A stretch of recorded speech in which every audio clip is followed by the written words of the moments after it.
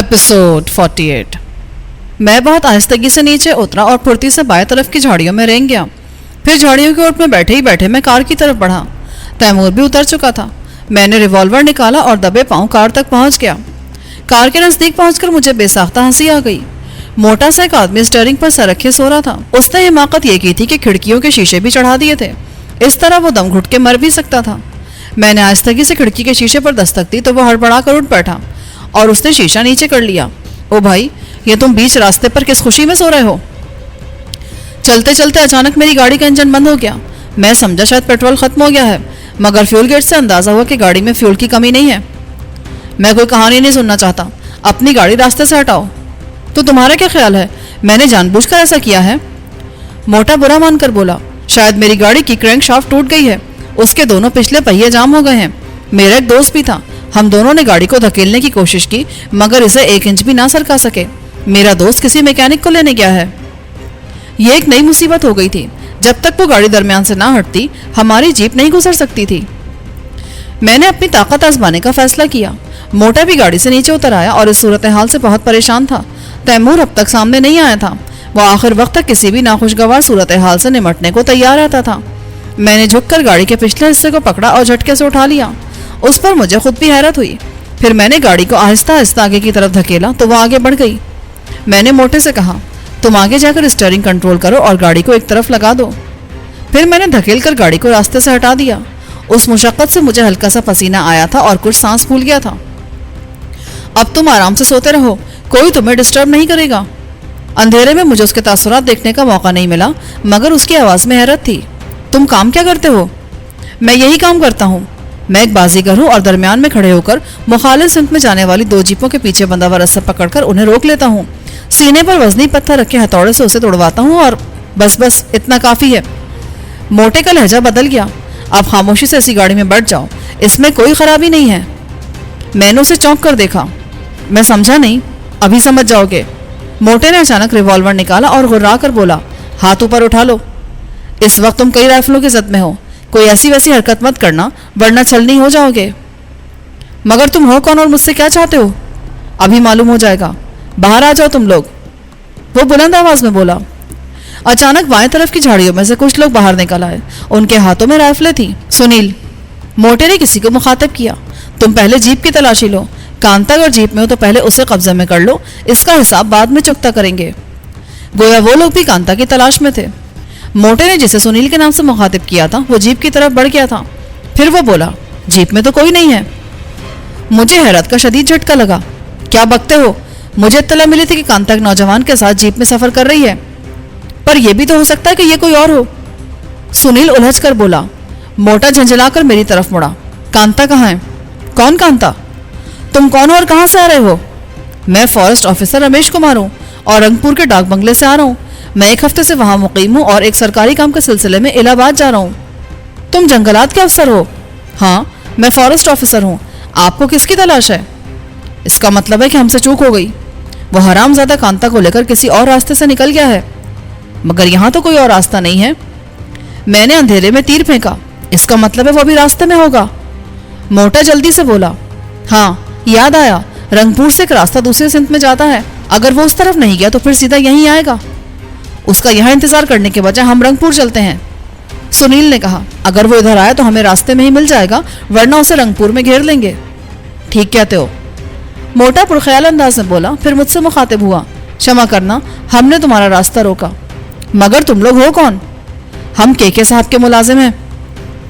मोटे ने बताया, एक बदमाश उनकी भतीजी को अगवा करके ले गया है। हमें इत्तला मिली थी कि वो इसी तरफ आ रहा है। तुम्हें कैसे इत्तला मिल गई? के साहब के 2 मुलाजिम जान बचाने में कामयाब हो गए थे। उन्हीं में से एक ने के साहब को फोन कर दिया। फोन कर दिया? हाँ भाई, उन्हें सवारी के लिए घोड़े मिल गए थे। वो उन्हीं के जरिए नजदीकी तहसील तक पहुंचे और वहां से फोन कर दिया। अचानक दाएं तरफ की झाड़ियां जोर से हिली। सुनील भी एकदम चौंकिन्ना हो गया। फिर वो बुलंद आवाज में बोला, झाड़ियों में जो भी है बाहर आ जाए वरना मैं फायर कर दूंगा। मैं जानता था कि वहां तैमूर छुपा हुआ है। अगर वो बाहर ना आता तो सुनील फायर कर देता। उनकी तवज्जो उस वक्त झाड़ियों की तरफ थी। मैंने अचानक छलांग लगाई और मोटे को दबोच लिया। उसके साथ ही मेरी भरपूर लात सुनील के सीने पर पड़ी और वो उलट गया। मैंने फुर्ती से मोटे को ढाल बना लिया और गुर्रा कर कहा, अपने आदमियों से कहो कि हथियार फेंक दे, वरना तुम्हारी ये बैल जैसी गर्दन तोड़ दूंगा। फिर मैंने एक हाथ से उसकी गर्दन दबोची और रिवॉल्वर निकालकर उसके साथी पर फायर कर दिया। सन्नाटा फायर के धमाके से मजरू हो गया। गोली उसके सीने में पेवस्त हो गई और वह अजियतनाक चीख मारता हुआ जमीन पर ढेर हो गया। मैं उसे मारना नहीं चाहता था, मगर वो गाड़ी के पीछे पोजीशन लेने की कोशिश कर रहा था। दूसरे लोगों ने दहशतज़दा होकर राइफलें फेंक दी और हाथ उठाकर खड़े हो गए। तुम लोग जमीन पर औंधे मुंह लेट जाओ। वो सब जल्दी से जमीन पर लेट गए। वो तादाद में 6 थे। मोटा 7वां था। सुनील पहले ही मेरी किक से बेहोश हो चुका था। एक आदमी हीरो बनने के चक्कर में मारा गया था। यूं वो 4 रह गए थे। अब तुम भी इनके साथ लेटो और आधे घंटे से पहले सर मत उठाना, वरना मारे जाओगे। मोटा बड़बड़ाता हुआ औंधे मुंह जमीन पर लेट गया। फौरन ही तैमूर झाड़ियों से बरामद हुआ। फिर कुछ फासले से ग्लोरिया और कांता नमूदार हुई। कांता होश में थी। वो दोनों जल्दी से जीप में सवार हो गईं। तैमूर ने अपने बेआवाज रिवॉल्वर से फायर करके मोटे की गाड़ी के चारों टायर नाकारा कर दिए। फिर मैंने सरगोशी में तैमूर से कहा, तुम अभी यहीं ठहरो, हमारे जाते ये लोग उठेंगे। तुम फायर करके इन्हें दहशतज़दा कर देना। मैं कुछ आगे जाकर रुक जाऊंगा, फिर तुम झाड़ियों की ओट में छुपते हुए हमारे पास पहुंच जाना। उसके बाद ये लोग आधे घंटे तक उठने की कोशिश नहीं करेंगे। ज्यादा इंसानियत का मुजाहरा करने की जरूरत नहीं है। ग्लोरिया भन्ना कर बोली, ये सब हमारे लिए खतरा बन जाएंगे। ये कहकर उसने रिवॉल्वर सीधा किया और इससे पहले कि मैं उसे रोकता, उसने एक के बाद दीगरे 5 फायर किए और औंधे पड़े हुए 5 आदमी तड़पने लगे। इन्हें उठाकर एक तरफ डाल दो तैमूर। मैंने तैमूर से कहा। सुबह होने में अब ज्यादा देर नहीं थी। थोड़ी देर बाद उस पगडंडी पर लोगों की आमदरफ शुरू हो जाती। तैमूर ने एक एक करके उन सबको झाड़ियों में डाला और थके थके अंदाज में स्टीयरिंग सीट पर बैठ गया। मैं भी जीप में सवार हो गया। हम अपने पीछे 7 लाशें छोड़कर आगे बढ़ गए थे। तैमूर ने बताया था कि सुनील भी हलाक हो गया था। मेरी भरपूर किक से उसकी पसलियां टूट गई थीं। कामरान, ये सब क्या है? मैं तो डाक बंगले में सोई हुई थी, फिर जीप में कैसे आ गई? कांता ने अचानक पूछा। वहां खतरा था, इसलिए मैं तुम्हें लेकर निकल गया। मैंने उसे गोलमोल जवाब देकर टालना चाहा। ये लोग हमें कहाँ ले जा रहे हैं? ये लोग हमें कहीं नहीं ले जा रहे, मैंने ले जा रहा हूँ। ये मेरे साथी हैं। अच्छा, ये है तुम्हारे साथी? अब जख्म कैसा है तुम्हारा? जख्म तो ठीक है कांता। मुझे उसके सवालात से झंझलाहट हो रही थी। मैं खामोशी से कुछ सोचना चाहता था, मगर वो मुसलसल बोल रही थी। डाक बंगले से सब सामान तो उठा लिया था ना? तुम चुप नहीं रह सकती कुछ देर के लिए? ग्लोरिया भन्ना कर बोली। कांता लिखी पढ़ी जरूर थी, मगर इतनी रवा इंग्लिश नहीं बोल सकती थी। वो झंझलाकर मुझसे बोली, कामरान, अपनी गोरी को समझा दो, मुझसे इस लहजे में बात ना करे वरना। अच्छा अच्छा, मैं समझा दूंगा। फिर मैंने ग्लोरिया से कहा, तुम्हें अगर कुछ कहना है तो मुझसे कहो, ये इंग्लिश नहीं समझती है। अच्छा ठीक है, अब तुम भी खामोश रहो, ग्लोरिया चिढ़कर बोली। थोड़ी देर बाद सुबह काजिब का धुंधला का फैलने लगा। हवा में अच्छी खासी खुनकी थी। सिवाय कांता के सभी रात की भागदौड़ से निढाल थे। फिर आहिस्ता आहिस्ता हर तरफ दिन का उजाला फैल गया। अचानक तैमूर की भर्राई आवाज आई। हम मेन रोड पर पहुंच चुके हैं और आधे घंटे के अंदर अंदर इलाहाबाद पहुंचने वाले हैं। इलाहाबाद का नाम सुनकर मैं सीधा होकर बैठ गया। ग्लोरिया की भी नींद हवा हो गई।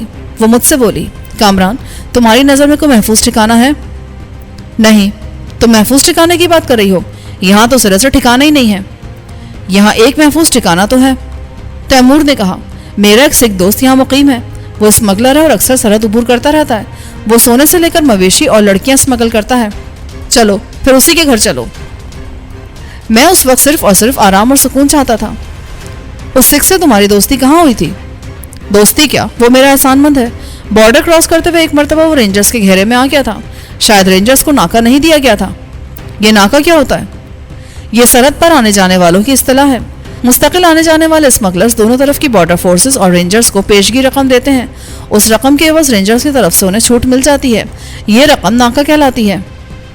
अच्छा, तो वो सिख रेंजर्स के घेरे में आ गया था। फिर उस वक्त मैं भी वही मौजूद था। ये कई साल पुरानी बात है। मेरे पास सब मशीन गन थी। मैं फायरिंग की आड़ में उसे निकाल कर ले गया। बस उसी दिन से वो मेरा मुरीद हो गया। बाद में भी कई मरतबा उससे मुलाकात हुई। वो बड़े तफाक से मिला। तुम्हें यकीन है कि वो हमारी मदद करेगा? हाँ, मुझे यकीन है। फिर हम तो सिर्फ कुछ दिन के लिए को महफूज ठिकाना चाहते हैं। तुम उससे मिलोगे तो खुद अंदाजा लगा लोगे। अब हम मेन रोड पर चल रहे थे। सड़क पर दूसरी गाड़ियों की आमदरफ भी शुरू हो चुकी थी। अचानक तैमूर ने जीप एक आबादी की तरफ मोड़ ली। वो खासी साफ सुथरी आबादी थी। बड़े बड़े 2-2 और 4-4 कनाल यानी 1000 और 2000 मुरब्बा गज के बंगले थे। गोया वो इलाहाबाद का पौश इलाका था। बेशतर बंगले कदीम तर्ज के थे। फिर जीप एक वसी और इस बंगले के सामने रुक गई। फिर कुछ सोचकर तैमूर ने जीप आगे बढ़ाकर गेट से कुछ फासले पर पार्क कर दी और खुद उतरकर बंगले की तरफ बढ़ा। मैं जीप ही में बैठा रहा, मगर मेरी नजरें उस पर जमी हुई थी। उसने कॉल बेल का बटन दबाया तो बमुश्किल 1 मिनट से भी कम वक्फे के बाद दरवाज़ा खुल गया। फिर अंदर से एक सिख नमूदार हुआ। उसके कंधे से राइफल लटक रही थी। तैमूर ने कुछ कहा तो वो फौरन दोबारा अंदर चला गया। चंद मिनट बाद वो लौटा तो उसके साथ एक और सरदार जी भी थे।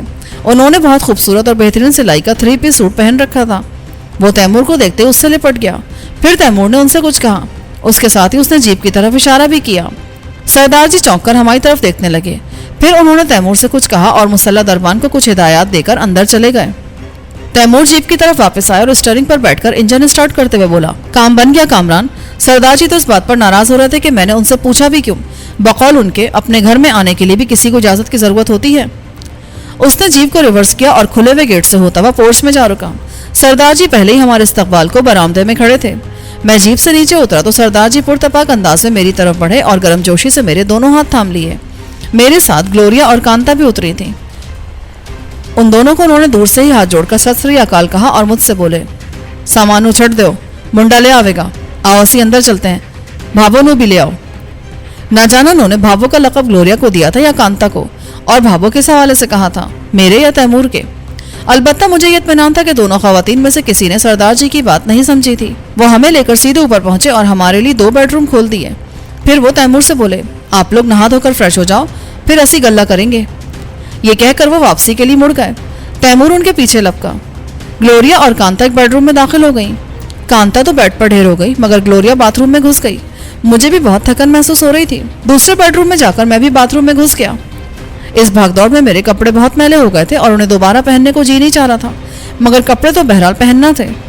मैं बाहर निकला तो तैमूर कमरे में मौजूद था। बेड पर कई सूट और शर्ट्स बिखरी हुई थी।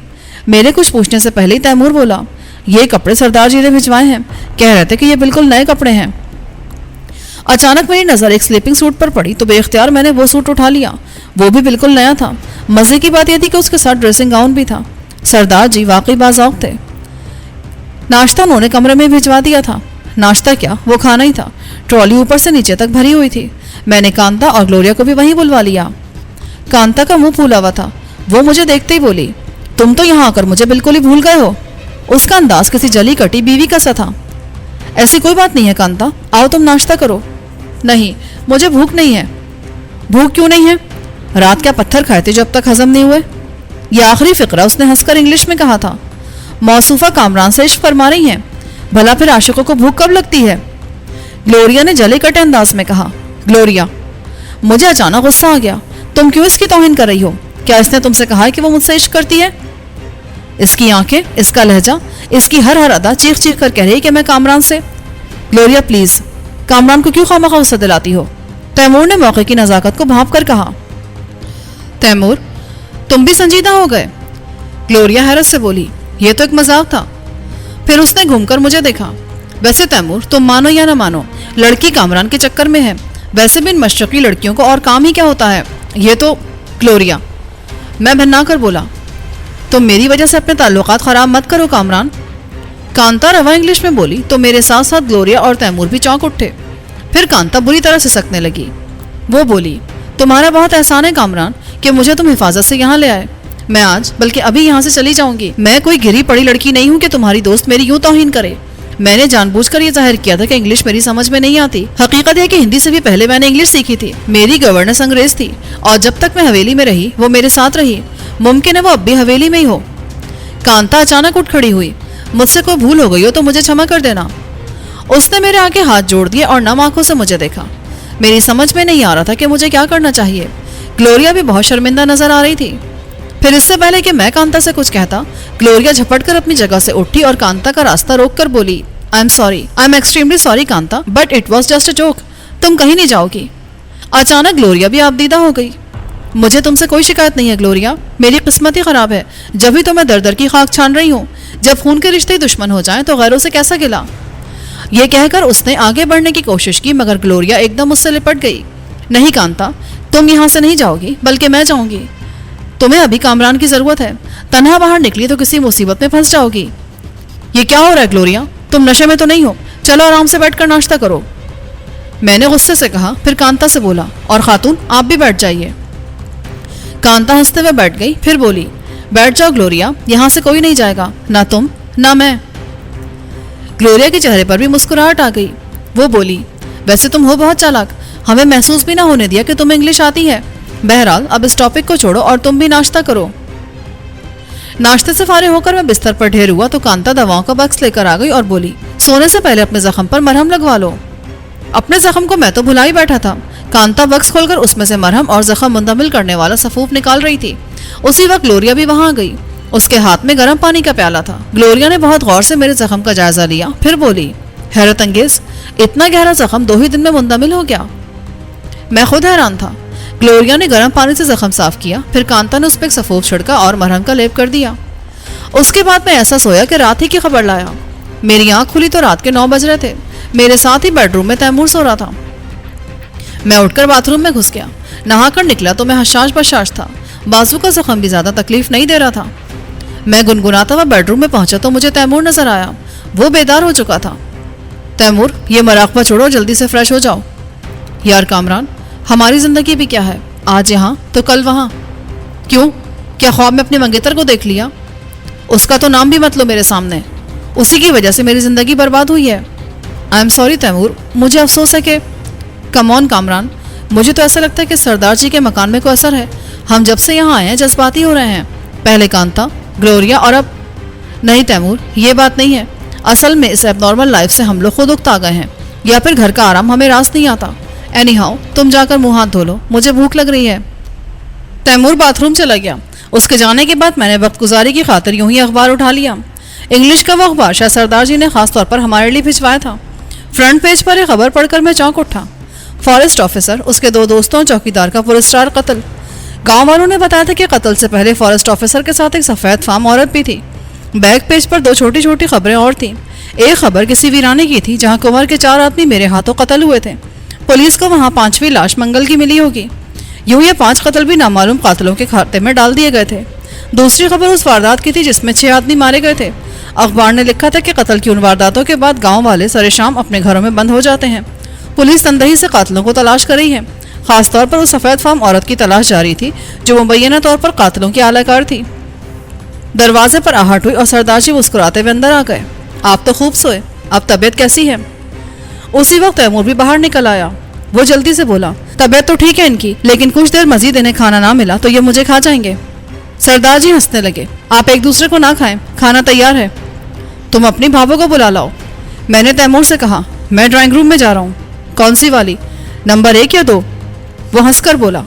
मैं सरदार के साथ डाइनिंग रूम में आ गया। एक मुलाजिम टेबल पर अनवा अक़साम के खाने लगा रहा था।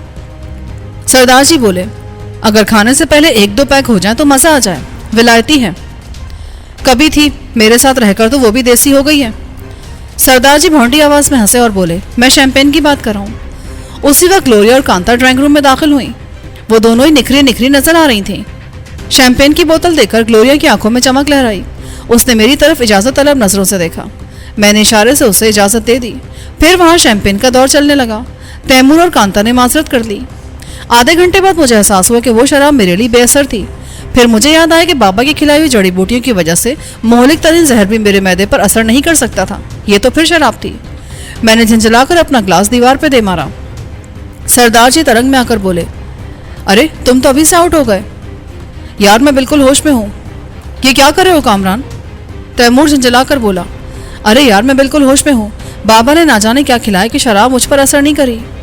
मेरी बात सुनकर कांता हंस पड़ी और बोली, इसी वजह से तो आज हम जिंदा हैं, वरना जंगलात का वो अफसर हमारी जान ले लेता।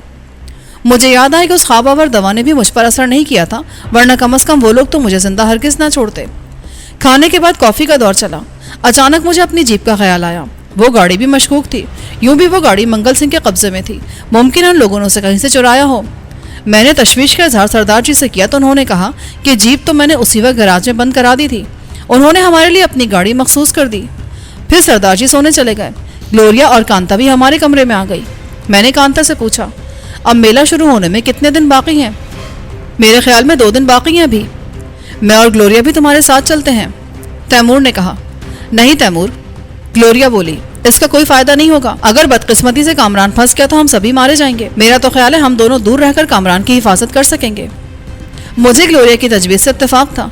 फिर तय हुआ कि मैं और कांता कल किसी वक्त वहां पहुंच जाएंगे। तैमूर और ग्लोरिया हमसे अलग रहेंगे।